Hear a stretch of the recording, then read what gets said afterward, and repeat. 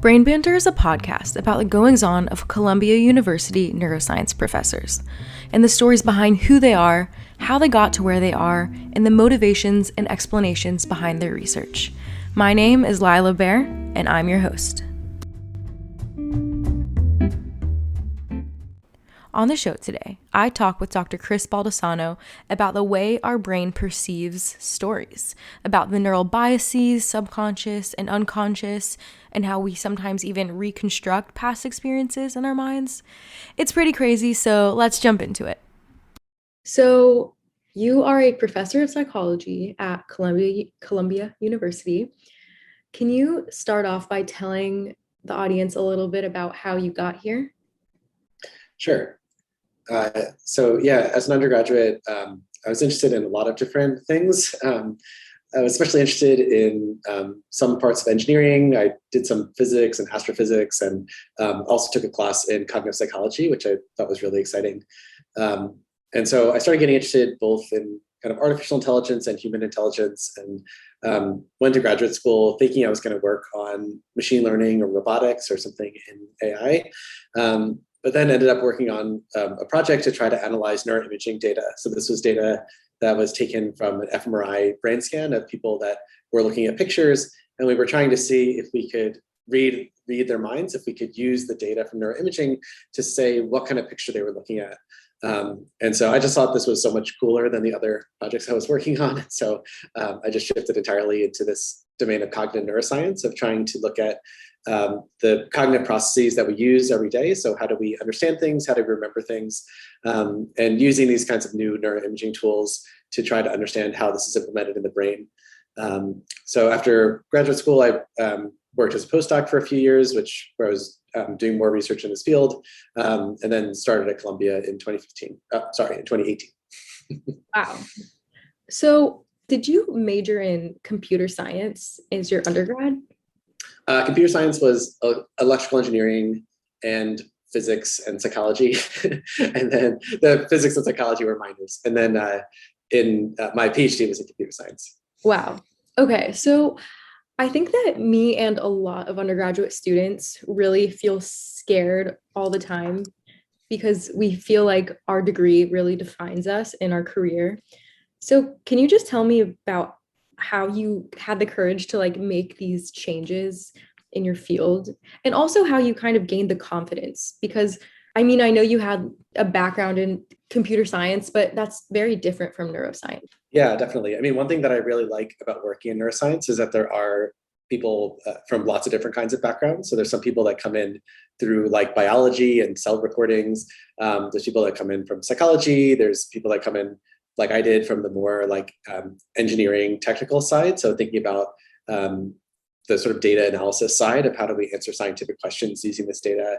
There's people that come in from the economic side of thinking about human behavior in the world. We work with some philosophy people who think about what does it mean to be representing things in the brain and things like that. So at least in neuroscience, I found a great community that could sort of invite people in from all these interdisciplinary fields. In terms of the confidence to do it, some of it was definitely just luck so for example, the lab I started in graduate school was not a psychology lab. We were working on some machine learning things. And basically what had happened is there were 3 of us that wanted to get to the lab, and there were 2 spots, and I did not get a spot in that lab. And so it was sort of briefly, there was definitely not a high point of confidence of not being able to get into that lab. And so I was sort of in a panic searching around for what are other things going on at Stanford that might have me and that my skills might be useful for. And so it was sort of by accident that I ended up doing the neuroimaging project. I happened to have a background that kind of fit in with what they wanted, and then they could teach me the rest of the things that I didn't know. I guess in retrospect, it sort of was that I had built up a set of skills that was useful in a few different domains, and then just sort of had the right opportunity come along that made it possible for me to shift into that field. Very cool. So now if we could dive a little bit into your research, I know that you said your first lab had to do with neuroimaging. in the brain, right? So how did you decide to study stories and how people perceive things? Like how is that your domain now? Yeah, so I originally started mainly studying the visual system. So the lab I was in was doing something which is the more traditional way to study the brain, is to just sort of show people a series of random pictures. We were showing people like photographs of different places, and then try to figure out what the response is to each of those kind of isolated stimuli, that each of those pictures on their own. And so there's definitely a lot you can learn from that. That's a traditional way to do a lot of psychology and neuroscience. But during my postdoc, which was at Princeton, I started working with a group that was using movies and stories to study cognition. And I just got so excited by this, that these kinds of stimuli, first of all, it's way more interesting to be a participant in these experiments, where you get to like watch a TV show instead of try to stay awake while we show a random series of pictures at you. And I think there's a reason for that kind of engagement, is that you're actually using a lot more of your cognitive systems, that these kinds of stimuli, I mean, you're using your sensory systems to understand what's going on. You're drawing on your knowledge about the world. You're using your past memories to relate to what you're seeing. And so these kinds of stimuli can really hook into so many of these different cognitive systems. And so I just got really excited about using them to study a lot of these domains of cognition that are usually a lot harder to access. So things like being able to understand how we create realistic memories, being able to understand how we can use this knowledge we've accumulated over our whole lives about how the world works to be able to understand stories. And so it's really exciting. There's a lot of challenges, one of them being that you are using all of these kinds of systems at the same time. And so it can make it very difficult to understand how to pull things apart and sort of test very concrete hypotheses about what's going on. And so a lot of what my lab works on now is trying to figure out what are experiments we can do, or what are analysis techniques we can use to try to pull apart these complicated data sets and ask more specific questions. So how do you use data sets and science to like verify your results? Yeah, so so right now there's a bunch of projects in my lab that are trying to understand how we build expertise in a particular area. So once we've learned about how some part of the world works, how does that change the way that we can understand and remember things in that domain? So we have a few different kinds of experiments like this, but at least for some of them, what we're trying to do is teach people something new in the scanner. By scanner here, I mean the fMRI brain scanner we're using to measure people's brain activity, and to see how things change once they've learned that. So, for example, we have an experiment where we're playing people stanzas of this poetry that we wrote for this project, and there's actually a hidden structure to the poetry, which is that whenever there's a sequence of topics that the poems talk about. So, for example, whenever there's a topic, there's a stanza that's about the military, the next stanza will be about animals, for example, right? So there's a predictability to the topics that the poems talk about. When people hear them at first, they don't pick up on this kind of predictability, so they can listen and understand the poems and visualize what's going on in the poetry. But then we can teach them this structure, and then we can look at how things change. How do people's brain representations change now that they actually understand this kind of structure in the poetry? So how does that apply to our everyday lives? Yeah, that's right. So what we're often trying to do is try to strike a balance between having something that's naturalistic, meaning that's similar to the kinds of real experiences that we have in everyday life, while also maintaining some kind of experimental control. So the tricky thing about the things that we know about the real world is that we learn them over decades of our life. And so those are things I'm interested in studying too. We have other projects that are trying to look at knowledge about the real world that people use. But it can be very challenging to figure out what the impact of that knowledge is, because this is something that has taken a very long time, right? It's hard to study in the lab. And so we've tried to come up with our paradigms like this poetry project, where the poetry itself is kind of naturalistic, right? It's sort of natural language text that requires you to do some imagination and visualization. But we can add this extra topic sequence construction on top of it, right? That we can, this is something people can't know ahead of time. This is something that we just made up. And so we can look to see what happens when you have this knowledge about how this poetry is working versus when you don't, right? And so what we're hoping is that this tells us something about how learning works in the real world, that in the real world you learn lots of things about, for example, what tends to happen when you go to a restaurant. What are the sequences of things that happen? You learn things about what tends to happen in social interaction. So if I say this to a person, what kind of response are they going to have, right? So you have all of this kinds of knowledge that you can use to make plans and to understand what's happening. And to understand narratives, for example, you need to rely a lot on your knowledge about how the world works. And so we've tried to come up with these kinds of experiments where we can teach people something new, that we can see how their brain changes when you have this extra kind of knowledge. So it sounds like these scripts are very external. Does this have anything to do with internal scripts and habit formation? Yeah, I think they're very related. So a lot of these scripts that, like the ones I mentioned, are kind of like social, interpersonal kinds of scripts between people. But this can definitely be something also about like patterns that you've developed for yourself, right? And so you have the same kind of setup that you can make predictions about what you're going to do next or how you're going to feel next. And then those can color things like how you're understanding what's and processing things that are happening to you.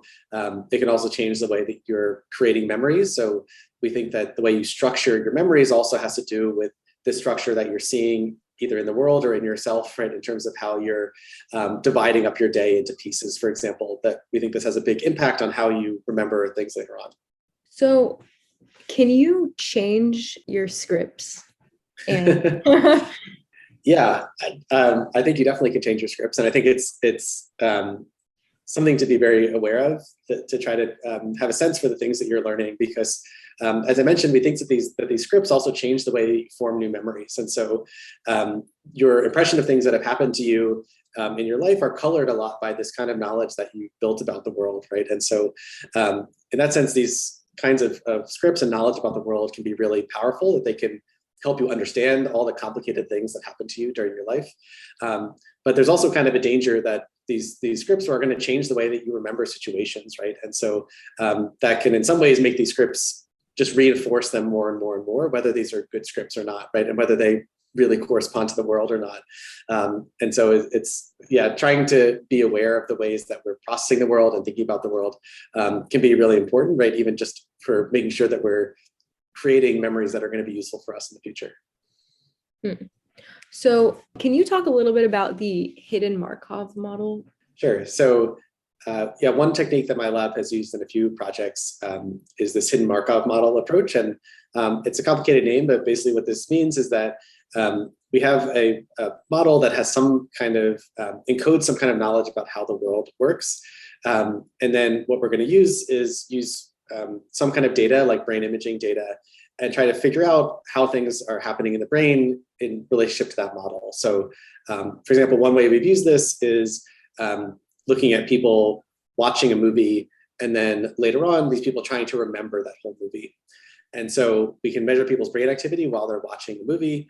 And then while they're trying to remember the movie, we can look at their brain and try to figure out what part of the movie are they thinking about right now?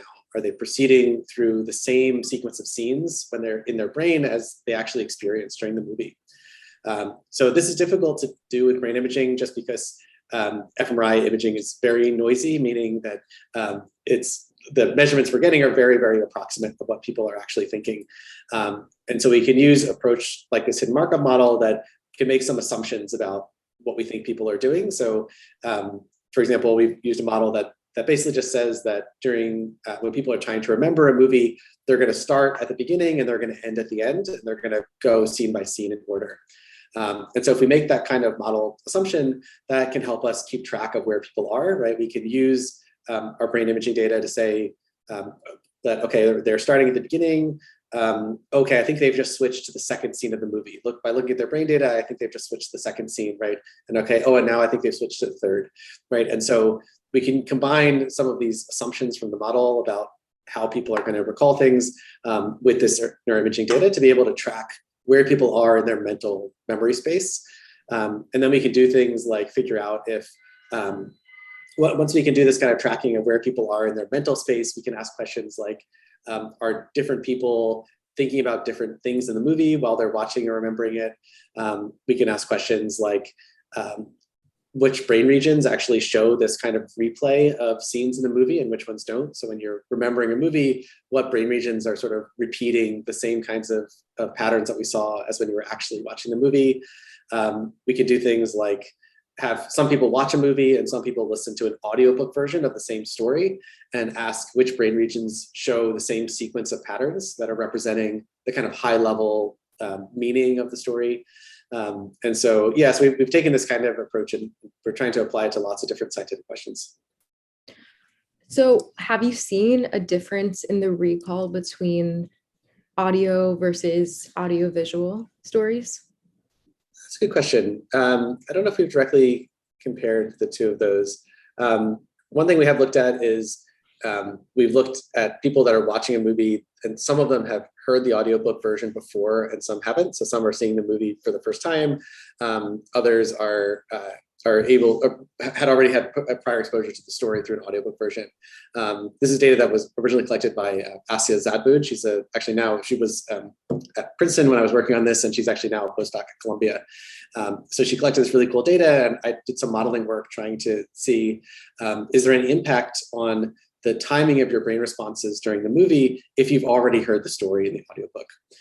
And so what we found is that people that had already heard the audio story, so they already knew like what the events of the movie were going to be, we actually saw that their brains tended to be a little bit ahead of people that were seeing the movie for the first time.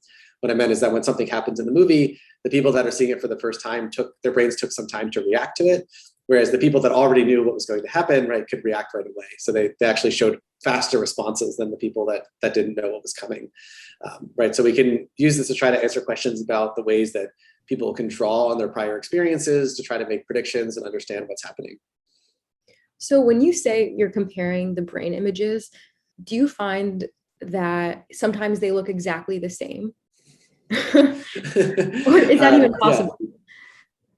Yeah, so the brain images that we're getting with fMRI are really noisy, meaning that they're very inexact. And so even if you had the same exact neurons firing 2 times, it wouldn't look exactly the same to us. But yeah, one of the main things that we like to look at is the extent to which we get the same pattern of brain responses in different people. So we can look in a brain region and show both of these, we can show 2 different people the same movie and ask whether we get the same response in that region or not.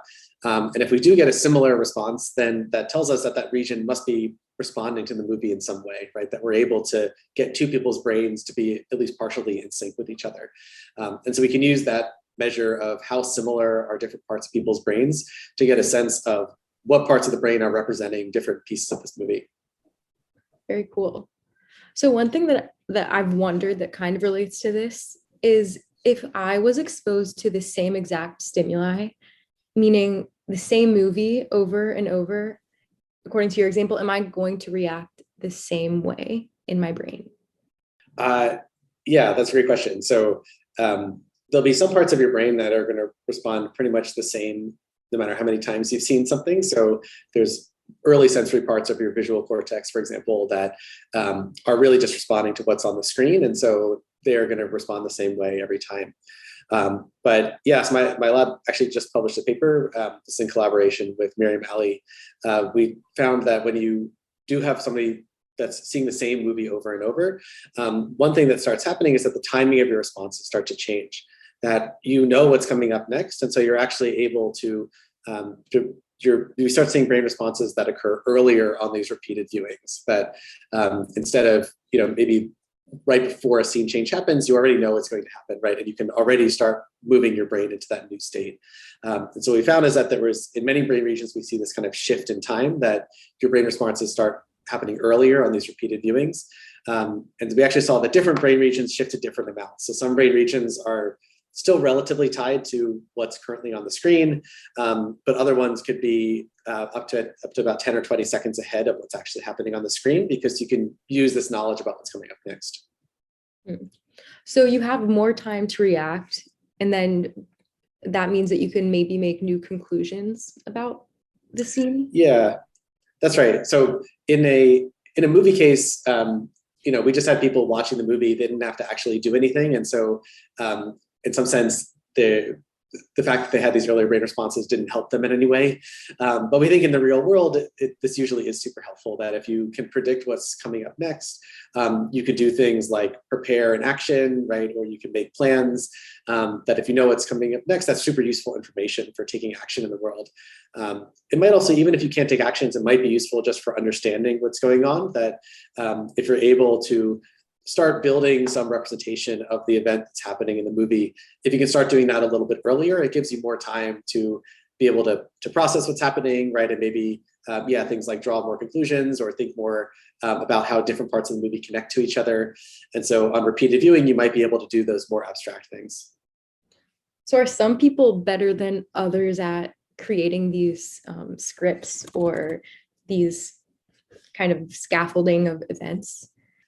It's a really good question. So most of my work, we've just looked at the kind of group level of like, what do people in general do? So how can they use their prior knowledge about specific things that have happened to them or their knowledge about general things in the world. But yeah, these kinds of scripts are usually going to be quite different for each person. People have had different experiences, and they've also, people living in different cultures are going to have different ideas about how the world works or how social interactions work. So I've also been collaborating with Dr. Nim Tottenham, who's a developmental psychologist in our department. And so she's been really interested in this question of how children develop scripts, especially things like attachment scripts. So how they develop these kinds of social emotional scripts, and how that might be disrupted by different kinds of early childhood adversity. And so she's been collecting data, for example, from kids that have had early caregiving related adversities, meaning that they've spent time in an orphanage, or they've spent time that in the foster system before being adopted by a family.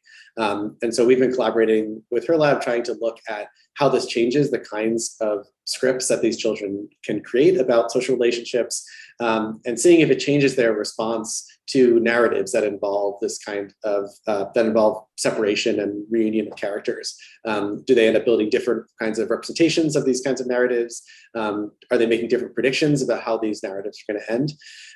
And so we're really interested here in these kinds of individual differences about the ways that in this case, different children could build different models of the world. I know that there's a critical period of brain plasticity from like 5 to 11. How would that relate? Can we still form scripts now, or is it just then? Yeah, I think you can form scripts anytime. There definitely are critical windows about, especially for some of these kinds of emotional scripts, where it seems it can be a lot harder to change them once they've been sort of laid down. And so that is one thing we're looking at in this study, is whether these kinds of adversities, are there sort of critical ages where it's going to have the most impact on your scripts. But yes, just learning things about how the world works, I think we can do at any age. And a lot of this is a function of just sort of repeated experience, which so it's sort of easier if you start building some of these as a kid, just because you have more time to build up these kinds of very complex scripts. But yeah, we think this is a very general kind of learning process in the brain that could happen at any age. So I know that we are nearing the end of our time. I want to do a few fun wrap up weird questions. So I have some rapid fire, and it's just this or that. So old Disney movies or new Disney movies? I think I'll say new Disney movies. I have 2 young kids, and so I've probably spent more time watching the new Disney ones than the old Disney ones from when I was a kid. And so I guess I've liked them more because of that. They also have these like crazy effects now, so that could help. West or East Coast? I feel like I'll get in trouble for saying anything here. I did my PhD at Stanford on the West Coast. So West Coast, I'll say West Coast to live in for a little while or vacation in, and East Coast to live long term. That's what we like to hear. So to wrap this up, can you leave us with a piece of advice for neuroscience or pretty much any STEM student who's just in the process of trying to figure things out? Sure. Yeah. So I think you don't have to commit yourself to a particular research field early on. I think many people, including me, have meandered around for a very long time before finding the kind of stuff that we're really interested in and good at. I think one thing you can do at any time, especially early on, is to try to build skills that might be useful in lots of fields. And so, for me, definitely the classes that I had on things like programming or math or statistics, these come up in all kinds of contexts later on. It's also, I think things like that are a lot harder to learn after you're done taking classes and try to figure them out on your own. And so taking advantages of building some of those technical skills can really help for no matter what field you end up in. Even if you end up in something totally outside of neuroscience in business or education or whatever, those kinds of skills are almost always going to be super useful. Agreed. I'm going to work on that. I have some more learning to do. Anyway, thank you so much. I really enjoyed this, and have a great rest of your day. Thank you for listening to this episode of Brain Banter. Make sure to follow us on social media. Our Instagram is @GrayMattersCU. If you want to request a neuroscience professor for me to interview, you can do so at our website, which is graymattersjournalcu.org. This episode was produced and edited by me, Lila Bear. Research was done by Melody Fang and Anna Sophia Rico Rosso. Graphic design was also done by Melody Fang. Our production staff includes Sam Hutchinson and Mariana Mosin. You've been listening to Brain Banter by Gray Matters Columbia University. See you guys next week!